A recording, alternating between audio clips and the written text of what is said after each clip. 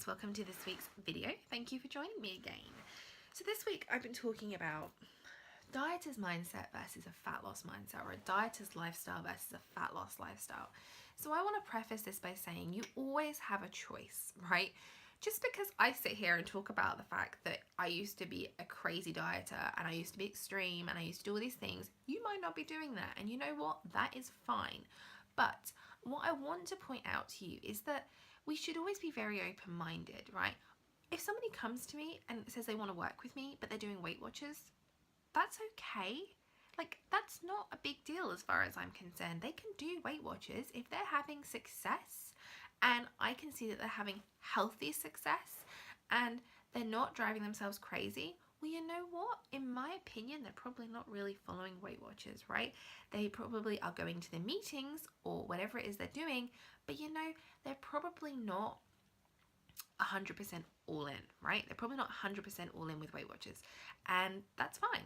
But if they come to me and tell me that, there's zero judgment from me. I don't judge what you do. I tell you what I have learned and what I do with my clients, and really how I get them results and how I get myself results, because that's really my job. So I want to start by saying that for me, a dieter's lifestyle, when I look back at it, and I did this for many years, the most recent time I did it was between 2010 and 2013, right? So for a 3-year period, and I lost 100 pounds. You guys know this story. I've told you a million times. And I had amazing results. I did. I lost a lot of weight. And towards the end of that 3-year period, I had gone through my personal training qualification. I had understood how to gain muscle on my body, and I started to do that, right? I started to maintain my weight. I started to maybe even gain a bit of weight as I went through more weightlifting exercises versus just cardio. During that time, I loved running. I found a real passion for running. I don't enjoy it as much now, but mostly because when I used to go running, I had a lot more time. I don't have as much time nowadays, so I don't enjoy it as much. But I had great results, right? That's not, I can't argue with that. I looked great. But the difference between then and now is that what I used to do was try and manipulate my weight or manipulate calories by working out. I didn't necessarily work out because my body could, right? My body, how do I explain this? I didn't work out because it made me feel good. I worked out, number one reason was because I wanted to manipulate my calories. I wanted to increase my caloric burn. I wanted to increase my caloric deficit.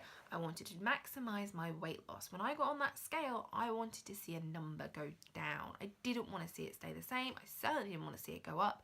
And so I tried to maximize my weight loss by using less calories and increasing my cardio, which is what I had known for so many years, right? I'd known this from the age of 12 or 13. First time I ever went on my first diet, that was what I knew, and that was what I had pumped into me. That's what I was told, right? As a teenager, as a young adult, I was told this is how you lose weight, and it was the only way I knew. Now, luckily, nowadays, there are a lot of people challenging this, right? Including myself. There are a lot of people challenging it because the research has been done. There is more research out there now than there ever has been about how you can be successful. But saying that, there are also still a lot of shoddy diets out there, and there are a lot of shoddy coaches who don't actually have any qualifications. So, bit of a rant there. So, for me, the difference is when I was dieting down, when I was on a dieter's lifestyle, I was very obsessive, right? I was dedicated, yes, but I was also very obsessive. You know, I would choose not to eat out with friends because, oh my God, I couldn't pick something healthy off the menu, because one bad meal was going to make me gain 50 pounds. One bad meal was going to take my focus away, right? I couldn't make sensible choices because it was almost as if I couldn't see past the weight loss, right? Even when I'd lost a substantial amount of weight, I was constantly wanting more. I was never satisfied. I never stopped and maintained my weight. And let me say this now, maintaining your weight is just as important as going through a weight loss or fat loss strategy, right? If you have those periods of time in your life, like I have had, where you maybe life just isn't kind of going very I don't know, your plans are off, people are, maybe you've got family staying, or something shitty is going on that's kind of affecting how you would normally move or eat. Maybe you can't get to the gym, right? It's not an excuse. Maybe you can't get to the gym for whatever reason. You can still get a workout in, but it doesn't feel how you would like it to feel. Those are the moments when you should embrace maintaining your weight. And here's something else, is the more you maintain your weight during your fat loss or weight loss strategy, the more success I believe you will have. Because if you can maintain your weight, if you can get your head to a place where you're not constantly thinking about, I need to lose this weight, I need to burn, I need to eat less, I need to move more, I need to do this. If you can get your head to a point where you're thinking, I'm not going to get to the gym this week, so I'm going to I'm going to eat a little less because I'm not moving as much, and I'm going to really hone in on maybe my habits, or I'm going to hone in on maybe just getting like a 10-20 minute walk every day.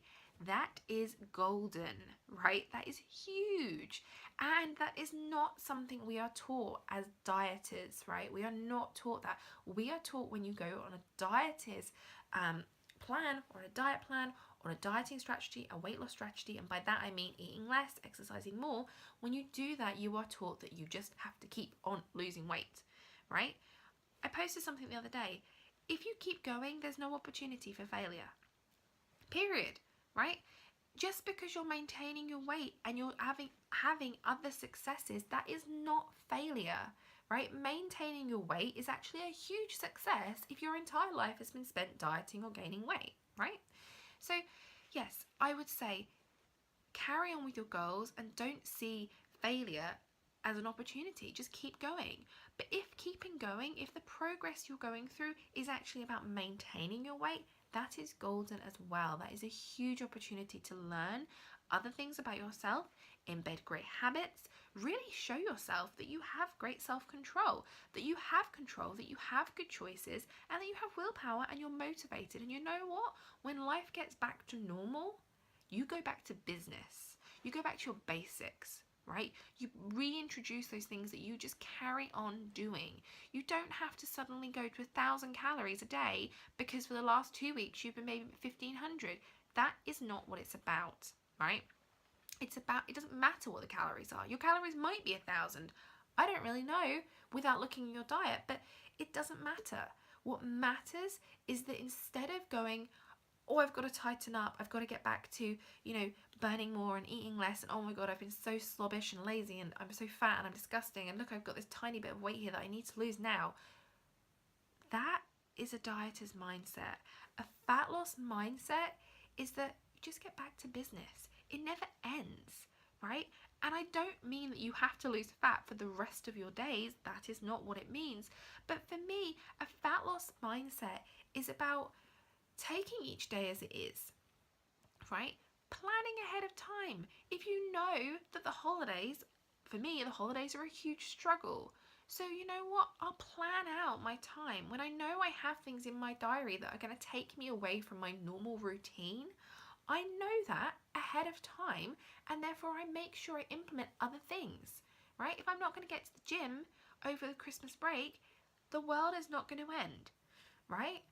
I'm going to have some leisure time. I will eat a little less because I'm not doing as much, but that's okay, right? That is not dieting, that is fat loss. It's a lifestyle that you create. You create it. I give you the strategies, I give you the handy tips and the tools, and I give you things that you can use. I give you recipes, I give you workouts. All those things are just tools that you then use. You implement them into your own lifestyle, because I'm living my lifestyle and you're living yours, and they could be polar opposites, right?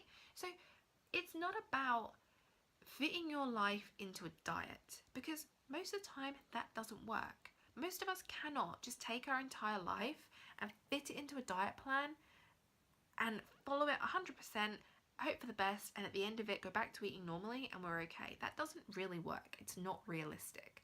But what you can take is strategies and tools, workouts and tips and advice, and you can implement them into your lifestyle. You can make it work for you.